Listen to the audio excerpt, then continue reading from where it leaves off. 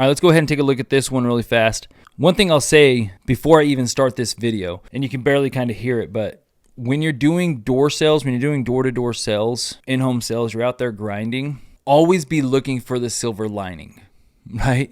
Always be looking for the silver lining in every little thing that you can. And it's just practice. Most of the stuff is like very minuscule. It doesn't necessarily matter, but it adds up over time, and you're training your brain to always be looking for the positive. Like that's the best thing you can do as a door-to-door sales guy, is always be looking for the silver lining in every situation that you possibly can. So you'll hear me walking through this apartment complex because like deep down inside, I may not necessarily love apartment complexes, because in Austin, it's like almost, I would say 80% of your leads are apartments, and a lot of them you can't even get in. So I end up waiting a lot of the time and just to get into the gate, or they have apartments here where the hallways are all blocked off, so you can't even actually get in. So yeah, I kind of have like a little bit of bitterness maybe towards apartments because of those reasons only. But you know, I always look for silver lining. So you hear me like compliment the color of the paint.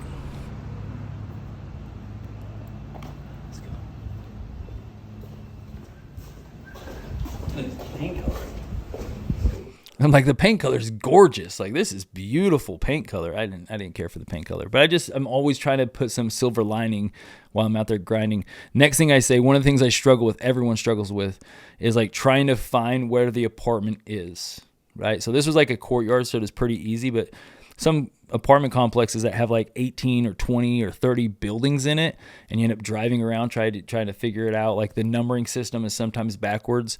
And so I tell myself, like, I am the apartment finding assassin or something like that. I'm an apartment assassin. To find apartments immediately. Just stupid stuff like that all day. Like, you're always trying to put some silver lining stuff in your head because you need that.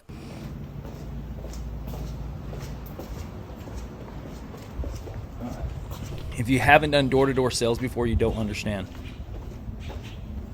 Like, that's 10 hours of work. Every little bit of silver lining you can add to your day, add it.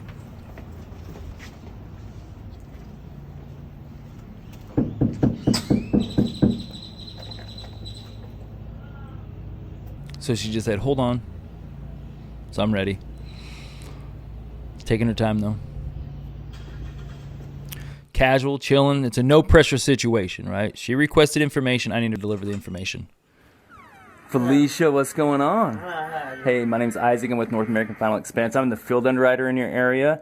They just sent me out here to go over the free benefits that came out with that check that you cashed. Do you have a few minutes real fast? Yes. All right, so my tone with that, she's like a 5-foot flat lady, and so it was very much just like I was happy to see her because I enjoy our customers. Like I choose Final Expense over other industries because I actually enjoy doing what we do, and I enjoy the customers that we work with, right? And so like I'm happy to see her.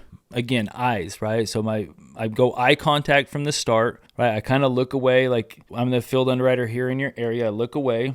I go back to her really fast. I go to like, I'm the one that sent this check into you. Like this is an old check lead. This check lead was like almost a year old. And so I'm very quick on those. I do not want to go into a bunch of information when I'm working older leads. I want to try to make my move quick. I'm with North American Final Expense. I'm the field underwriter in your area. Mm-hmm. They just sent me out here to go over the free benefits that came out with that check that you cashed. Do you have a few minutes real fast? Yes. Okay. What's going on? So I didn't say that check that you cashed last week, and I didn't say that check that you cashed, do you remember? I didn't say that check that you cashed, I hope you didn't spend the money in one place, because they don't remember the check. Like, there's no chance that she's going to remember a $5 check that she cashed a year ago. Like, it's not going to happen. Or it wasn't even a year ago. It was probably 6 months ago, right? So I'm going to be very quick. Hey, I'm just supposed to go over these additional benefits that came with that check that you cashed a while back. Do you mind? And I'm expecting almost in that case, like, my body language is leaning forward, my eyes go down.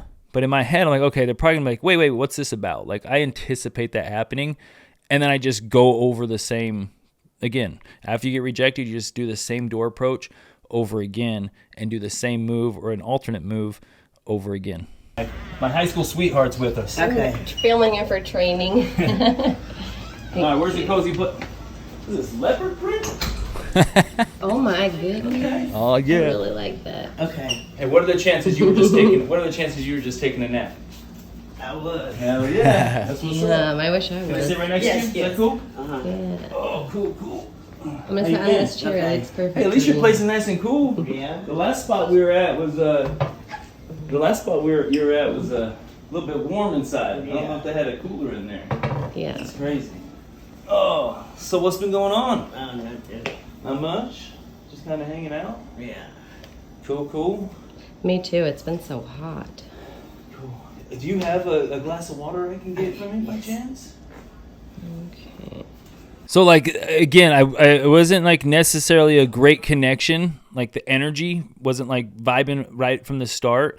So that's when I asked for a glass of water, and you can see that she's like, yes, like she's pretty not excited to get me a glass of water, but she got up, like she moved faster, like getting up to get a glass of water than she did like us going into the house.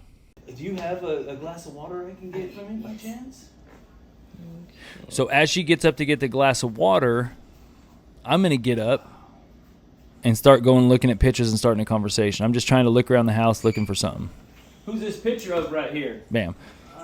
So found something, I get up. Now she's standing in the kitchen, get me a bottle of water, and I'm just hanging out. Like I'm a cousin that she hasn't seen in about 6 months, right? We're just kind of hanging out, talking.